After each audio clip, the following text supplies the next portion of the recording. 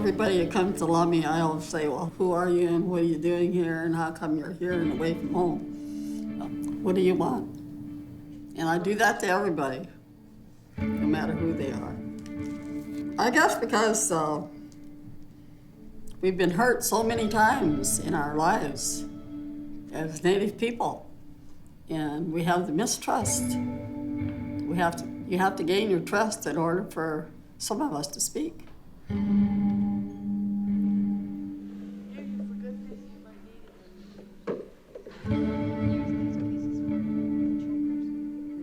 We were forbid to do our traditional beliefs, and our people were put in jail for practicing our belief.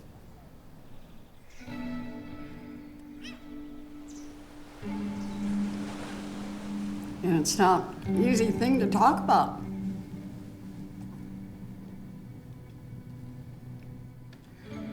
We were forced to go to school. The kids were pulled out of their homes. Some of them not even knowing, the families not even knowing where their children were.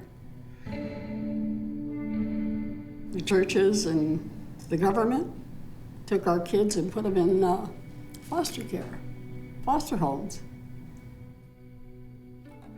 I grew up knowing the terrible history that the U.S. has with its indigenous people and my family. After centuries of stolen land and genocide, our people did not die out. We survived. An obstacle to manifest destiny. So the U.S. came up with a solution to get rid of us.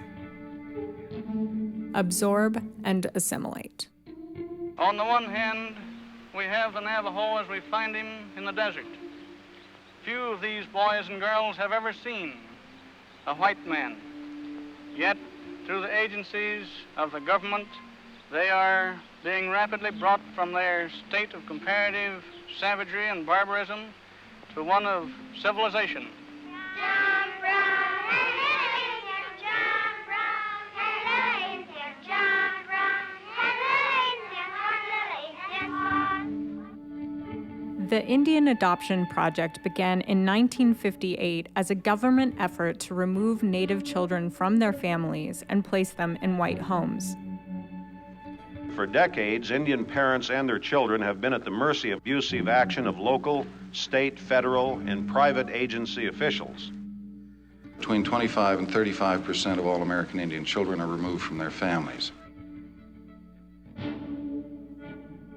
Welfare agencies seem to have operated on the premise that most Indian children would really be better off growing up non-Indian. It has been called by some cultural genocide.